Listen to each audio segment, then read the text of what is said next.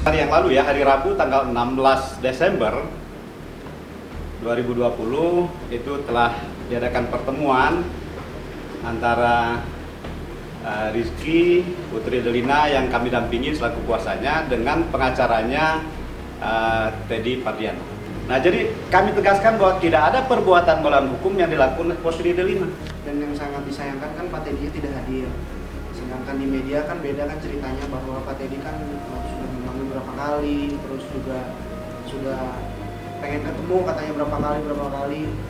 Dan kemarin ketika ketemu pihak dari Pak Teddy juga saya menyampaikan ke mereka bahwa saya bukan tidak ingin ketemu, bahkan karena Putri dan Niki juga kan punya Kalau kegiatan. umpamanya kita Putri Delina dianggap sebagai orang yang mengambil tanpa izin, nah ini yang Putri Delina merasa keberatan gitu ya. Yang pertama, dokumen-dokumen mengenai aset tersebut adalah jelas milik almarhum Delina yang diperuntukkan buat anak-anak. Itu satu.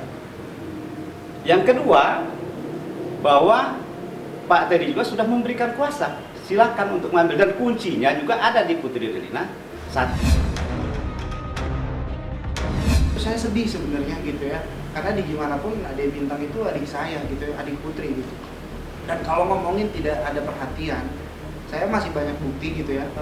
Waktu itu Dek Bintang itu diurus sama istrinya Pak Ecet, dan Pak Ecet itu adalah orang yang sehari-hari saat itu ada sama almarhumah mama, dan ini orangnya ada di sini juga. Dan saat itu istrinya Pak Ecet pun tektokan sama aku. Bahkan istrinya Pak Ecet pun sampai menangis saat itu karena selama 1 bulan puasa ya Pak, selama 1 bulan puasa itu Pak Teddy jangan datang. Terus juga istrinya Pak Ecet cerita bahwa Dede Bintang seperti yang nggak diurus seperti itu. Ya, jadi kalau misalkan di luar sana ngomong bahwa dari pihak Iki dan Putri tidak ada perhatian, itu amat sangat disayangkan. Maksudnya kayak jadi pembohongan ke publik gitu. Adanya Om beberapa kali dibilang, dan itu setiap hari Minggu ya, pokoknya setiap Jumat atau sampai Minggu tuh dari Bintang selalu ada di rumahnya dan selalu minta juga Putri untuk mau popok, mau susu dan semua tuh ke Putri. Bahkan Putri juga bilang kalau misalnya ada apa-apa langsung minta ke Putri. Dan Om itu kayaknya emang nggak tahu sama sekali. Dan dia bapak, seharusnya dia yang bisa bertanggung jawab menafkahi anaknya. Dan ini jadi terkesan kayak mengemis-kemis dan bahkan malah jadi seakan-akan menjelekan Iki dan Putri gitu. Sedangkan kita tahu yang sebenarnya seperti apa itu. Sebelum Putri ada kegiatan untuk datang ke bank, ke tempat deposito itu tuh, dari pihak bank bilang sudah ada 2 kali aktivitas Pak Teddy datang ke bank tersebut. Dan untuk menanyakan perihal surat kuasanya, ketika penyerahan pun surat kuasa itu sudah ada di surat-surat itu ya. Di dalam safety box. Di dalam safety box. Setelah Putri ada kegiatan ke sana, ternyata di safety box itu yang namanya surat kuasa itu tidak ada.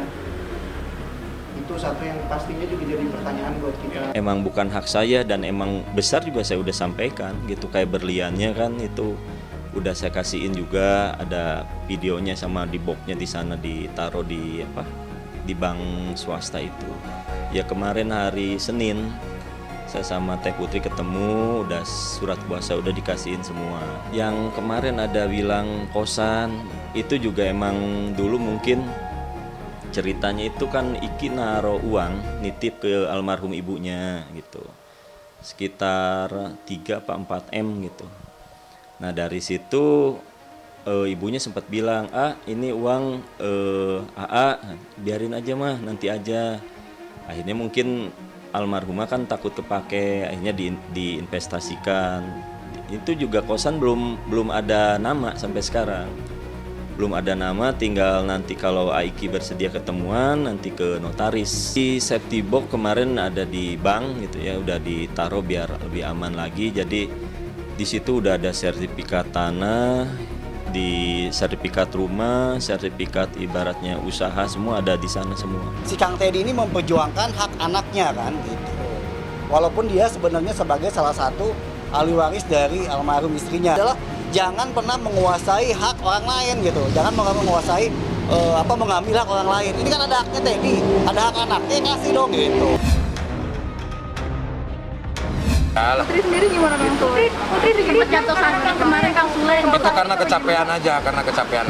Bukan Ya. karena mikirin Bukan, saya yakin bukan karena itulah. Karena kecapean, karena kerjaannya kan banyak. Makanya kan ketika dipanggil sama pihak pengacara sana, belum bisa datang tuh karena kerjaan, jadi bukan mangkir. Jadi ya yang mau aku pertanyakan adalah kakak aku, karena kita juga udah dapat informasi beberapa bahwa uang yang ada di pihak Mama Saat dulu itu sudah ada beberapa yang sudah dijadikan aset ya Pak.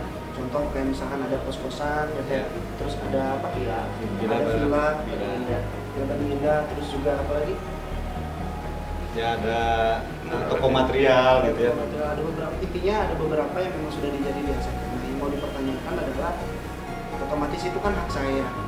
Jadi dikemanakan gitu maksudnya, karena kan almarhumah sudah tidak ada sekarang. Jadi saya mau dipertanyakan hak saya kemana, terus juga jika ada pemasukannya berapa dan kemana, karena itu hak saya. Yang saya kaget juga ternyata kalau masalah yang villa di Bandung itu dijual, sedangkan itu kan hak Iki. Jadi kalau dia tiba-tiba menjualnya itu udah melanggar, dalam artian itu kan hak Iki pribadi. Terus kenapa tiba-tiba dijual? Ya. Kayak masalah kos-kosan, itu hak Iki. Sekarang kan udah dihibah ke putri-putri yang ngurus di setiap per bulannya.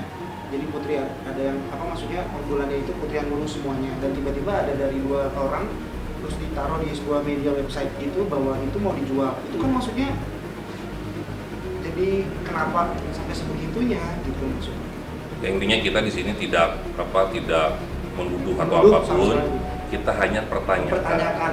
Ya, karena saya yang kemarin jadi nggak ada. Nah, kemarin waktu pertemuan tidak bisa menjawab. Yang punya Iki langsung itu ada mobil Kijang Innova yang waktu itu dipergunakan oleh almarhum Ibu Lina gitu ya. Dan kemudian diketahui berkat informasi itu sudah dijual oleh Pak Teddy. Nah itu juga dipertanyakan oleh oleh Iki gitu ya. Nah itu kemana Kijang saya? Kalau dijual duitnya mana kan gitu ya? Ya. Kalau umpamanya Iki yang punya, mestinya kalau itu dijual ya serahkan Ya. uangnya ke Iki kan Harus begitu kan gitu.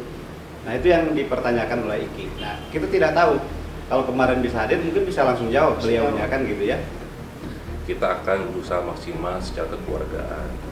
Tetapi kalau memang tidak ada titik temu, ya kita akan siap untuk mengajukan proses hukum. Saya siap kalau misalnya sampai suatu saat nanti belum ada titik terang titik temu gitu, belum tidak ada kepastian dan tidak ada jawaban mengenai hak saya mana gitu dan pertanggungjawabannya mana.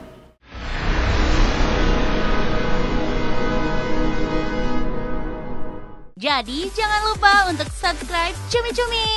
Ditekan ya tombol lonceng merahnya.